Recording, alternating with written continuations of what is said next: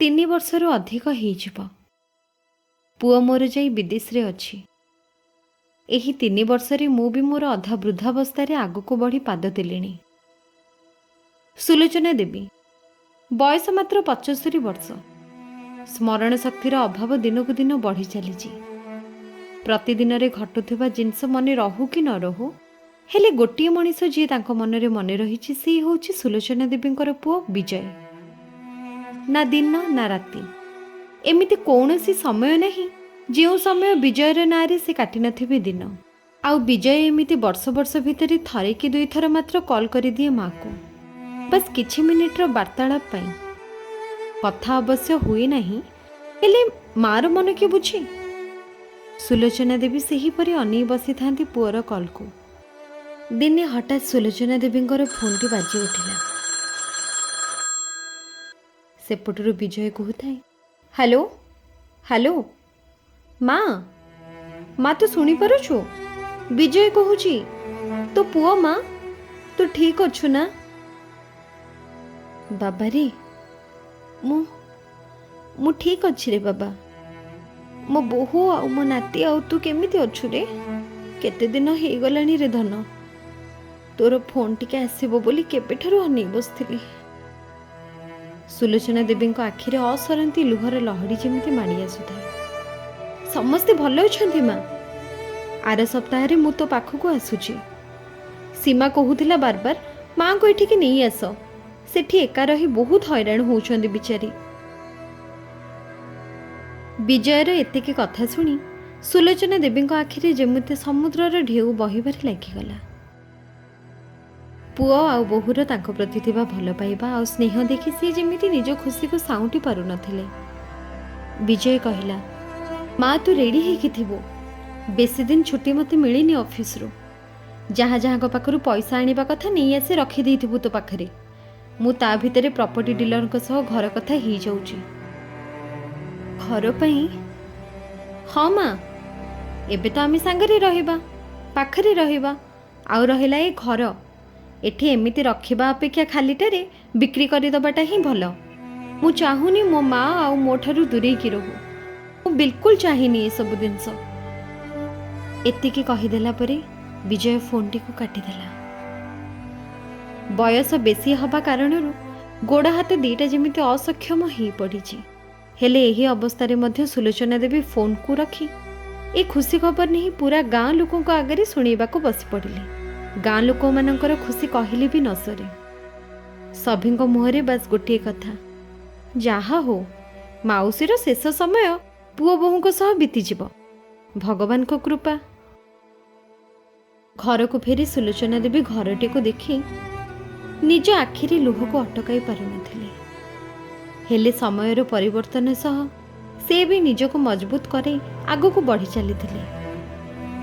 ପୁଅ ବୋହୂ ଆଉ ନାତି ସହ ବିତେଇ ନଥିବା ସମୟକୁ ସେ କିପରି ବିତେଇବେ, ଆଖିରେ ସ୍ୱପ୍ନର ଚାଙ୍ଗୁଡ଼ିଟା ଯେମିତି ଭରି ଆସିଥିଲା। ଛାତି ଉପରେ ପଥର ରଖି 40 ବର୍ଷ ବିତେଇଥିବା ସେଇ ଘରକୁ ସୁଲୋଚନା ଦେବୀ ବିକ୍ରି କରିବାକୁ ରାଜି ହେଇଗଲେ। ଏପଟେ ବିଜୟ ଘରଟିକୁ ଅଧା ପଇସା ପରିମାଣରେ ବିକ୍ରି କରିଦେଇଥିଲା। ବେଶୀ କିଛି ନାହିଁ, ଯେଉଁ ଜିନିଷ ଗୁଡ଼ିକ 40 ବର୍ଷରୁ ନିଜର ଆପଣାର ଥିଲା, ସେଇ କିଛି 2-3ଟା ଜିନିଷକୁ ସଉଦା ବ୍ୟାଗ୍ରେ ପୂରେଇ ଦେଇ ପୁଅ ବିଜୟ ସହ ଏୟାରପୋର୍ଟ ଆଡ଼କୁ ଅଟୋରେ ବସି ଆଗେଇ ଚାଲିଲେ।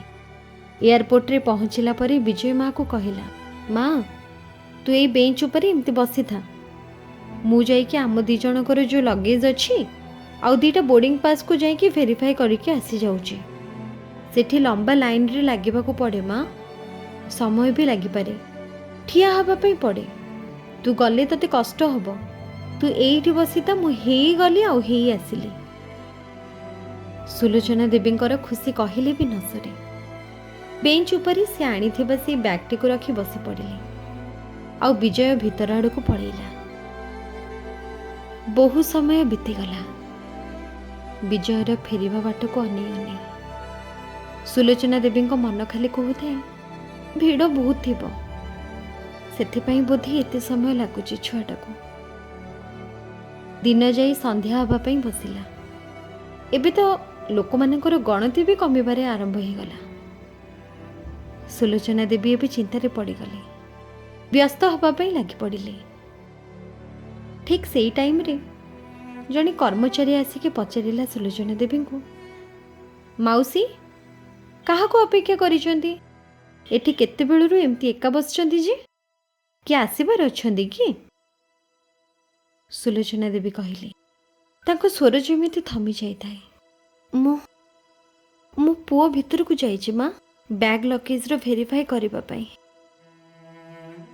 मो आ मो पुओ लंडन जाऊछु तो सेथि पई। मौसी आपण को पुओर ना टिके कहले?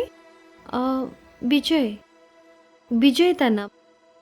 कर्मचारी जनक भितर को जाई किछि समय रे बाहर को दौड़ी आसी कहले, मौसी हेले लंडन जाउथबा फ्लाइट तो दीपहर पड़े आ आपण को पुओ मध्य सेतिरे लंडन पड़े सारी। एठी बसिकी समय और नष्ट करंतुनी मौसी, आपण भी एबे घर को पड़े जांतु, राति हबा पे आसिलानी। कौन फ्लाइट पड़ी आओ मो घर को जीवे? मन भितर हजार प्रश्न उंकी मारु थाए। क्यों घर को जीवे सी जो घर पुओ विजय बिक्री कर सारी? एयरपोर्ट रु बाहरी जेमिति सेमिति आसी घरे पहुँची गले सुलोचना देवी। से घर जो घरटी एबे आउ कहार। घर आगरे थिबा तुलसी गछटी आगरे चादरटी बिछेई दे सोई पड़िले। घर किणिथिबा नुआ मालिक घर छात उपर ए सब देखि तांको बहुत दया आसिला। से ठीक सेही टाइम रे तळुक आसी सुलोचना देवी को घर भीतर को डाकी आनिले। आउ सेही घरर गोटे छोट रूम रे तांको रहिबा पई जगह देदेले। पेंशन रु मिलुथिबा पैसा रे 2 टाइम रो खाइबा आ घरर भड़ा मैनेज हो जाउथिला। दिन पर दिन एमती बीती चलीथिला। किछि दिन गला परे घर मालिक आसी सुलोचना देवी को कहबा पई लागिला, मौसी ए समय रे एका रहिबाटो भलो आपण आपणकर कोनोसी संपर्कीय पाखकु पड़ी जांतु, मन हेले टिके भलो लागिबो। हाँ बाबा भल तो हम, हेले हेले मो विजय जदि आसीबो सेठी एका ही जिबो रे बाबा, तार ध्यान पुणी किए रखिबो? मो पुओ बहुत निरीह, दुनिया विषय रे बेसी किछि जणे नहीं ताको, निजर जत्न नबा ताको आसी ही नहीं। हैरान ही जिबो रे मो विजय, मो कुआडे भी जिबिनी, भांगी जिबो से मते एठी न पाइले मन दुखरे कांदिबा पई बसी पड़िबो। पागेड़ाटा से मोर पागेड़ाटा।